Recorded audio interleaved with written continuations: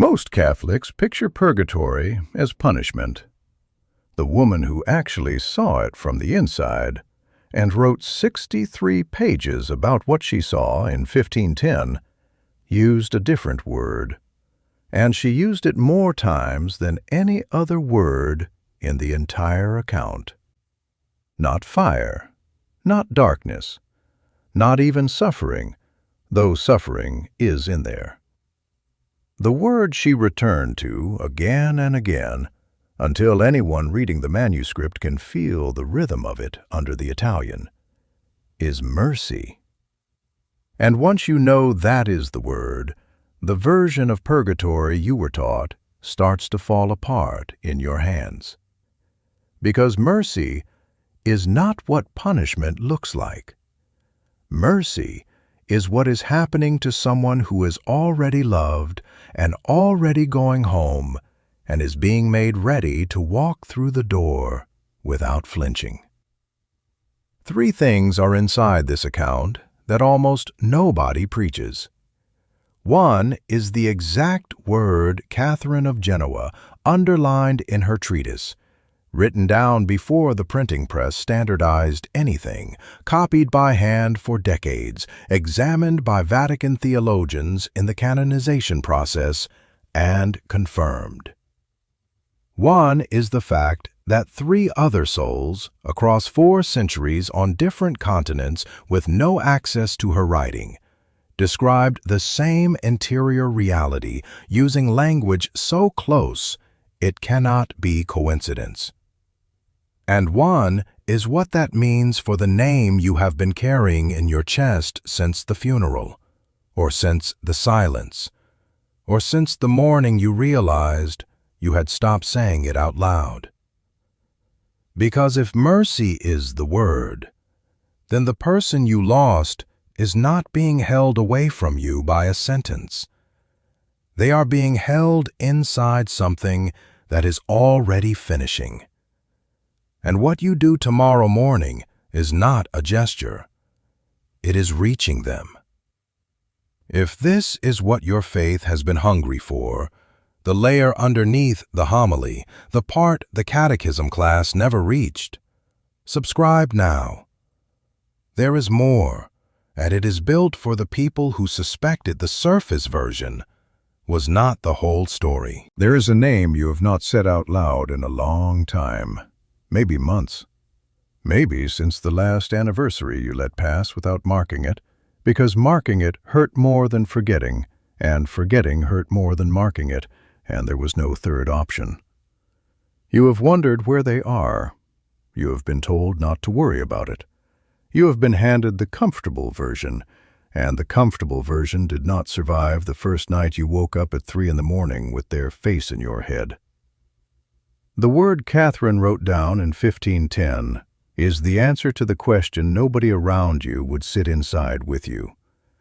And the next thing you need to know, before any of it makes sense, is why the version you were taught got it backwards in the first place. Because punishment is not just wrong, it is the exact opposite of what is actually happening in there. The idea that purgatory is punishment did not come from the saints who saw it. It came from medieval preachers who needed something a peasant could picture in 30 seconds, and a courtroom is easier to picture than a wedding the soul is being dressed for. The image stuck.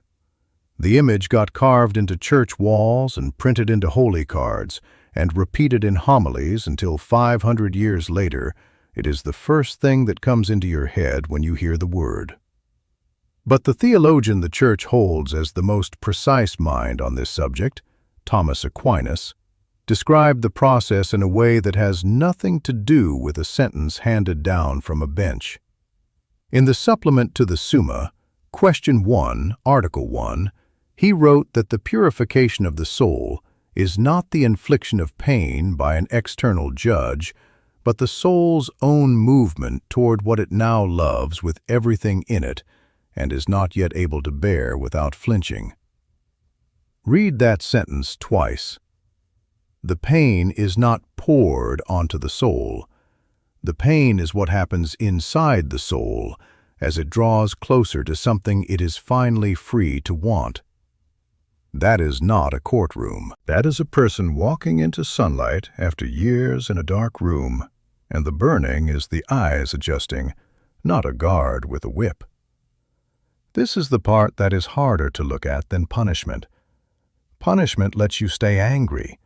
Punishment lets you say, "They earned this. Justice is being served. The books are being balanced."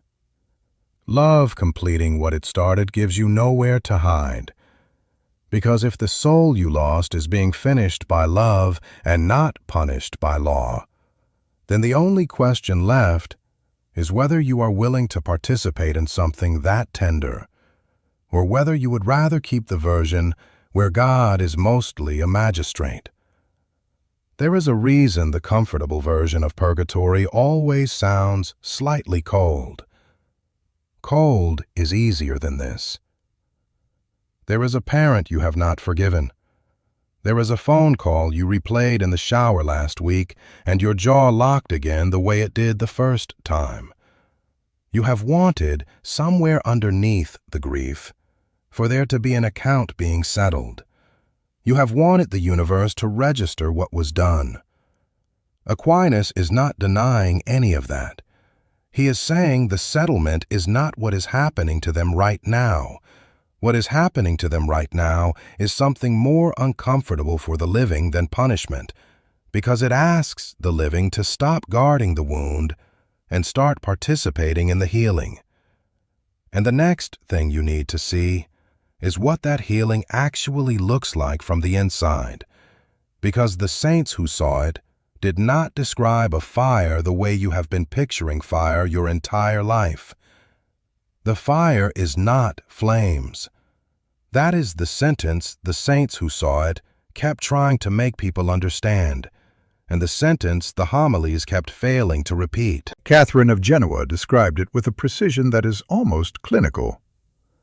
The soul, once free of the body, sees God as God actually is, undiluted, unfiltered, the full weight of the light it was made for.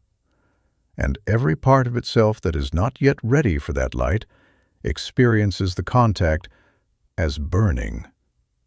Not because the light is hostile, because the soul is still partially closed to what is now flooding into it. The fire is the gap between what the soul already loves and what the soul is not yet able to hold. That is what is burning, not the soul. The gap. Imagine a hand that has been clenched for 40 years. Imagine someone gently opening it. The pain is not the opening. The pain is the muscles that forgot they could do anything else. Catherine wrote it like this, and the manuscript copyists in the 16th century underlined this passage so often you can still see the indentations on the surviving vellum. The rust on the soul, when met with that fire, suffers terribly, but the gold underneath rejoices. Two things are happening inside the same instant: agony and consent. The soul is not fighting the process. The soul is asking for it. That is why no saint who saw purgatory ever described the souls there trying to escape. They described them refusing to leave until the work was done. There is a memory you carry that you have never been able to look at directly. Something you did, something you failed to do. You move past it whenever it surfaces, the way you would step around a hot stove. You have asked God to forgive it, and you believe He has. And yet the moment your mind drifts there, your chest still tightens and your breath shortens by half. What Catherine described is the moment that closure finally happens, not by avoidance, not by forgetting, but by being seen in the full light of what love actually is, and surviving the seeing. That is the fire. It is the most merciful thing that can happen to a memory like that. It is also the most exact. Nothing is hidden. Nothing is excused. Everything is finally true. And the soul comes out the other side wearing the gold the rust had been hiding for decades. Now hold that picture next to the medieval engravings of bodies writhing under a magistrate's lash. They are not the same thing. They are not even close. One is the surface version. The other is what is actually happening inside the people you are praying for tonight. And the saints who saw it did not stop at describing the fire. They described the one feeling that every soul in there shares, and named it with the same word 4 times across 4 centuries. The word is longing. Not regret, not fear, not even sorrow in the way the living use the word. Longing. In a register the body cannot reach while it is still alive. Catherine of Genoa wrote that the soul in purgatory burns with a desire for God so total that no human language has a word adequate for it, and she called this desire greater than any pain a body could feel. 426 years later, in a convent in Płock, Faustina Kowalska recorded in her diary, entry 20, that she had been shown souls in purgatory and asked them what their greatest suffering was, and they answered her, "Our greatest suffering is the longing for God." Not the absence, the longing. Padre Pio, hearing confessions in San Giovanni Rotondo, told a spiritual son that the souls who came to him asking for prayers all carried the same expression, the face of a person watching the door of the room where the one they love is waiting and not being able yet to walk through it. And Thomas Aquinas, 3 centuries before Catherine, had already named the mechanism in the Summa. The soul separated from the body knows what it was made for with a clarity it never had on earth, and that clarity itself, until completed, is the most exquisite ache the soul is capable of. 4 sources, 4 centuries, 1 word. None of them read each other. None of them coordinated. They described the same interior reality, because the reality is one thing, and the descriptions are converging on it from 4 different sides. This is not loneliness the way the living know loneliness. The soul is not abandoned. The soul knows. The soul has already been told. The soul has seen. And the seeing is what makes the waiting unbearable and beautiful at the same time.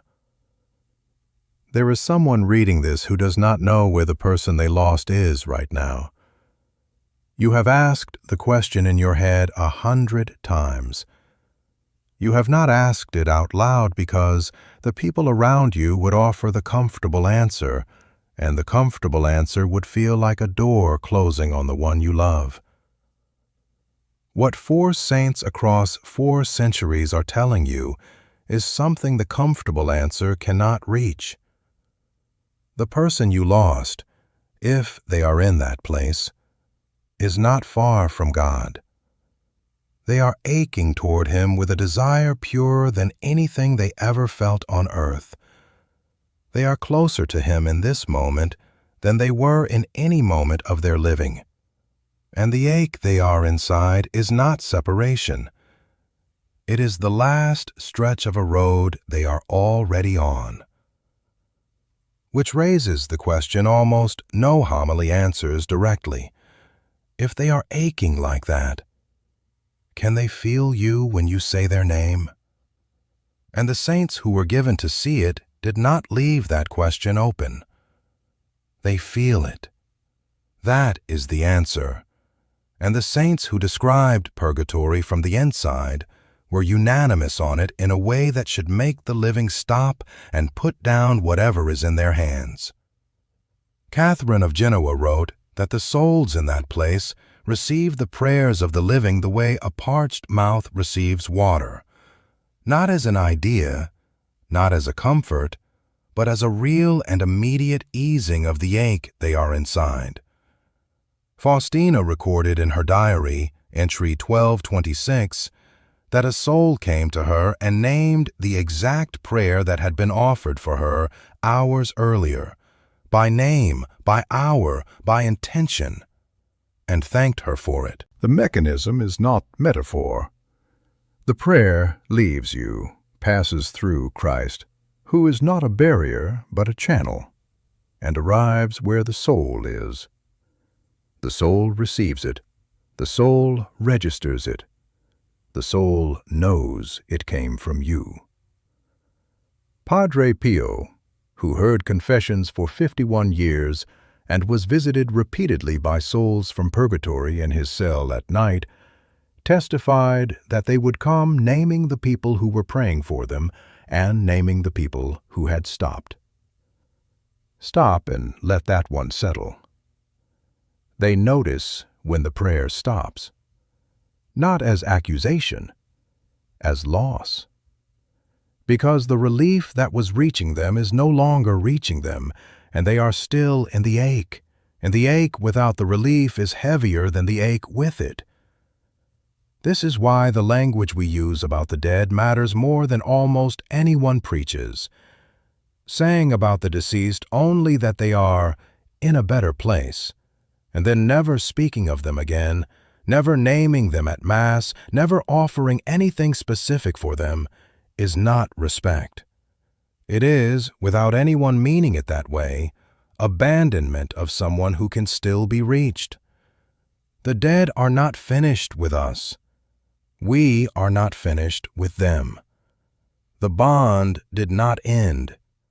The bond changed shape. There is a name. You have not said it out loud in months, maybe in a year. You think about them, and you do think about them more than the people around you realize. But the name itself has gone quiet on your tongue because saying it out loud feels like opening something you do not know how to close again. What Catherine and Faustina and Padre Pio are telling you is that the silence is costing them. Not your love for them, that has not gone anywhere. The reach. The thing your love can actually do for them, which can only travel on the carrier of their name spoken with intention. The soul knows when you say its name. The soul knows when you stop. And there is one form of that prayer, one specific act, available to every Catholic, every week, in every parish on earth, that weighs more than years of private devotion combined. The saints who saw it did not exaggerate that. They measured it. The consecration that morning in San Giovanni Rotondo had been going on for 47 minutes longer than the rubrics allowed. The servers had stopped looking at each other and started looking at the floor. Padre Pio's shoulders were shaking, and the linen of the alb across his back was dark with sweat in a single straight line down the spine. When a young priest finally asked him afterward what had happened, his answer was one sentence, recorded by his spiritual son, Father Alessio Parente, and preserved in the postulator's files for the cause. If you knew how many souls leave at the moment of consecration, you would not be able to stand. Not after the consecration, at it. The instant the bread becomes what Catherine of Genoa called the only currency heavy enough to balance the gap. She wrote it in the treatise on Purgatory, and she wrote it without flinching. A single drop of his blood weighs more in that place than all the prayers ever offered on earth combined. That is not poetry. That is mathematics in the only economy where mathematics still applies. A rosary is real. Lighting a candle is real. Visiting the grave is real. None of them are nothing. But the Mass is not on the same scale. The Mass is the same act on Calvary, made present in time, and what is happening on the altar is what the soul in purgatory is being made ready for, face to face. When that act is offered specifically for them, by name, the relief that reaches them is not incremental.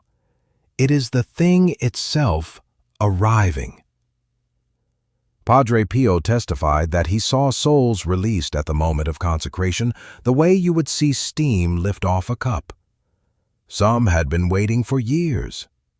One Mass. There is someone reading this who has not had a Mass offered for the person they lost in a long time.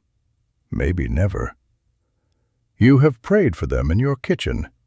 You have lit candles on their birthday. You have gone to the cemetery and stood there and said nothing, because there were no words left that you had not already said. Those things were not wasted. The saints are telling you they were not wasted. But they are also telling you that you have been carrying a debt of love in your hands when there is a treasury 2 miles from your house with the doors open, and you have not walked in. The fee for a Mass intention in most parishes is $10. 10. For something that, according to 4 canonized witnesses, outweighs every private devotion you could offer in 40 years. The disproportion is almost embarrassing. It is also the most generous arithmetic in the universe, and it was set up that way on purpose, so that no one could say they could not afford to reach the one they loved.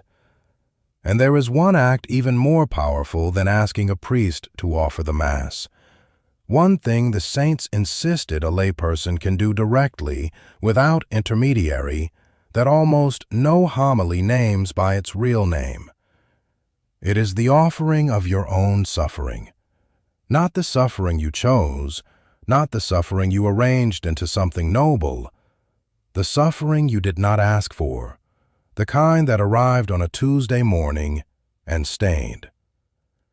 In 1922, Padre Pio wrote a letter to a widow named Anita Rodote, who had been going to her husband's grave every day and could not stop. He told her in writing to stop. Then he told her what to do instead. The letter is preserved in the archives of the friary at San Giovanni Rotondo, and the line almost nobody quotes is this: "Offer to God every pain of your day, however small, with the intention that it pass to Him, and you will do for Him in one morning what years at the cemetery cannot do. The headache, the sleep that did not come, the conversation that left you raw, the back that has not stopped aching since the funeral. The ordinary, unspectacular suffering of being alive in a body that is wearing out."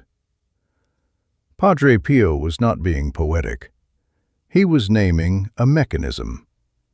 Suffering accepted with intention, meaning you say, even silently, "This is for him, this is for her.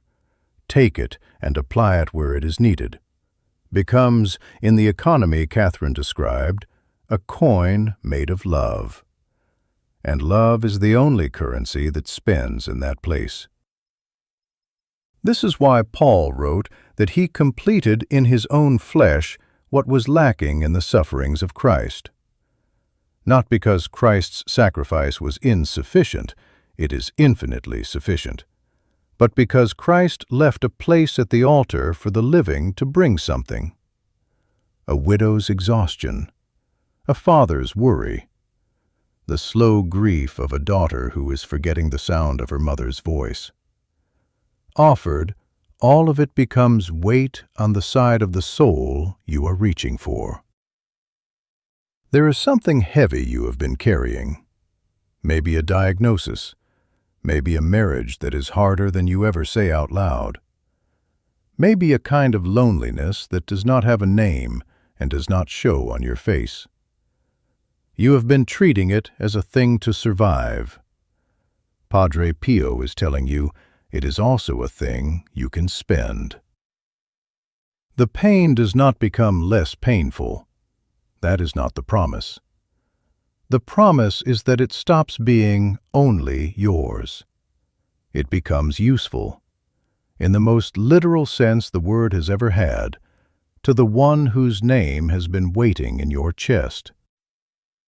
Tomorrow morning, when the first hard thing of the day arrives, the alarm you do not want to hear, the joint that complains, the heaviness in the chest before coffee, say their name, just the name, and "This is for you." That is the whole act. The saints insisted it is the most powerful thing a layperson can do, and the homilies almost never name it, because it sounds too small to be true. It is small. It is also exactly the size of a coin in a place where every coin is made of love. I told you at the start the word Catherine of Genoa, underlined more than any other across 63 pages, was mercy.